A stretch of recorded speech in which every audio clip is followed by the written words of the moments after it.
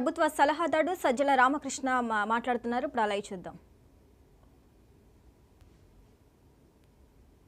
మా టీము రెడీగా ఉంది, ప్రజలు చూజ్ చేసుకున్నారు ఆల్రెడీ. అటువైపు డెస్పరేషన్ నుంచి పుట్టి కేవలం స్వార్థంతో వాళ్ళ స్కిన్ ప్రొటెక్ట్ చేసుకోవడానికో, వాళ్ళ ఆస్తులు ప్రొటెక్ట్ చేసుకోవడానికో, కేసులు తప్పించుకోవడానికో ఒక వ్యక్తి, చంద్రబాబు నాయుడు అనే వ్యక్తి చేస్తున్న నాటకంలో వీళ్ళు మొత్తం బలి అయినారు అనేది ఆల్రెడీ ఇప్పటికే పూర్తి అందరికీ అర్థమైంది. అండ్ ప్రజలు కూడా అది నిర్ణయించుకున్నారు.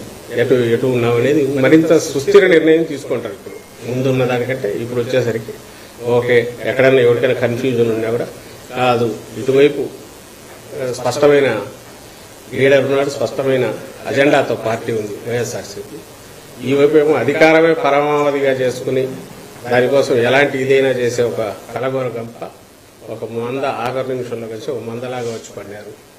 కాబట్టి దీన్ని రిజెక్ట్ చేయాలా అనే ఒక బలమైన నిర్ణయం తీసుకోవడానికి తగిన రకంగా ఈ 10 రోజులు 15 రోజులు కానీ వాళ్ళ మధ్య పొత్తుల చర్చలు కానీ, లేదా సీట్ల డిక్లరేషన్, పవన్ కళ్యాణ్ వాళ్ళు 60-70 అంటే 24 కుదించడం, ఆ తర్వాత అది కూడా తీసేసి 21కి కుదించడం, అందులో కూడా చంద్రబాబు నాయుడు తన మనుషుల్ని సుమారుగా గుప్పించడం, వాటి చొప్పించడం, ఇంకా బీజేపీలో కూడా అదే పనిగా ఇది చేయడం.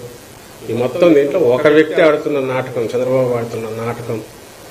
ఆ నాటకానికి ఎంతమంది బలైనారు, ఇంక్లూడింగ్ జాతీయ పార్టీతో సహా ఎట్లా చేశాడనేది బాగా రుజువైంది.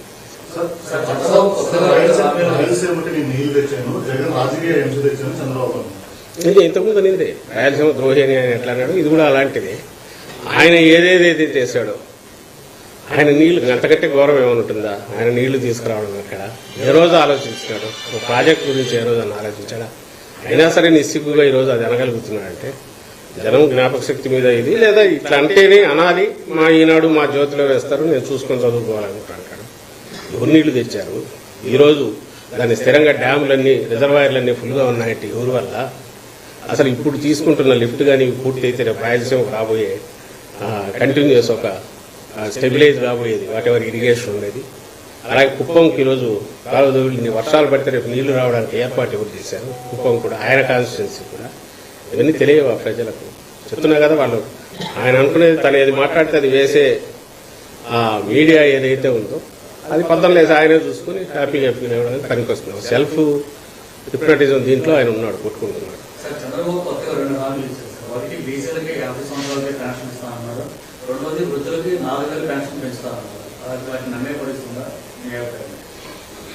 నిన్న జగన్మోహన్ రెడ్డి గారు చెప్పారు, ఆయన మళ్ళీ వచ్చాడు, బెంజి గారు కేజీ బంగారం ఇస్తాడని. బెంజి గారు కాదు, ఇంకా ఇప్పుడు కొత్త మారణం కారు ఇచ్చిన, కేజీ కాదు 50 కేజీలు ఇచ్చిన. పెన్షన్ 4,000 ప్రకృతి పడి 4 ఎందుకున్నాడు, ఆయన 40,000 అయినా దానికేమి వాల్యూ ఉండదు. కరెన్సీ నకిలీ అని తేలినాక దానికి వాల్యూ అనేది ఉండదు.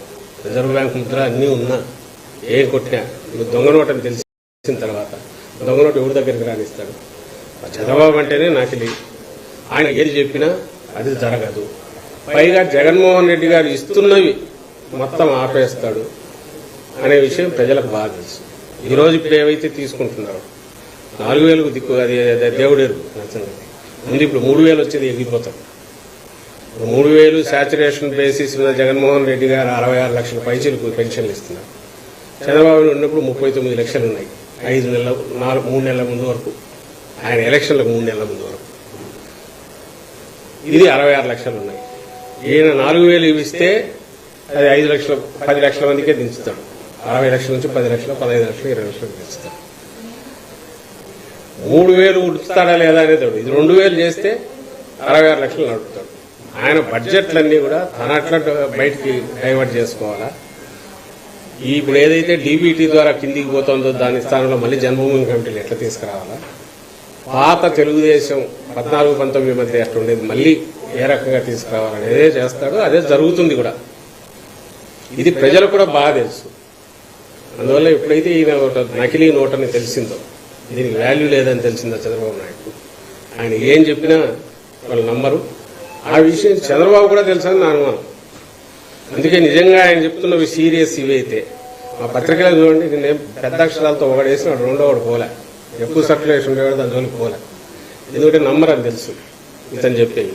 ఆ 6 పాయింట్ కాదు 7 పాయింట్ అయినా ఇవైనా ఆయన కూడా దాని మీద చెప్పుకోవటం నిజంగా ధైర్యం ఉంటే ఇవన్నీ పొద్దుపోని కంటైనర్లో ఇది ఉందని ఇంకో దాంట్లో ఏదో ఉందని ఆ బస్సులో తీసుకెళ్లారు ఆ గోడ ఉండి తప్పుడు కంప్లైంట్లు ఇప్పించి లేదా నోటికి వచ్చినట్టు బూతులు తిట్టి వీటి బదులు ఆ పాజిటివ్ అది ఎత్తుకొని పోవచ్చు కదా ఆయన. అయ్యా ఇదిగో నేను ఇంత బ్రహ్మాండంగా ఇవ్వబోతున్నాను నమ్మండి అని చెప్పొచ్చుగా, ఎందుకు గట్టిగా లేకుండా అన్నాడు. అసలు ఇంతవరకు ఆ పార్టీ వాళ్ళు అపోజిషన్లో ఉండేవాడు ఎంత అగ్రెసివ్గా గడప గడపకు